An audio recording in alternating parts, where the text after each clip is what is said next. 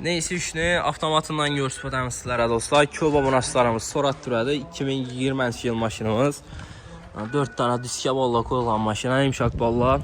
Farlar, naminat, tüninə, tutaqlaq qoydu təkərlər. Metan qazları bax, 107.000 km-dən. Krugoy tonirovka ruxsatnaması 9 ay var. İşlərinə polikdə döşəlgən. Metan qazları pakoleniya. En full variantına bakoyları inara basıladı.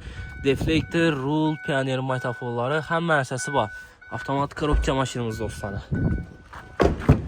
Salon kısım var hemen. Taze durdu. Gəlib edək körüb ola orası.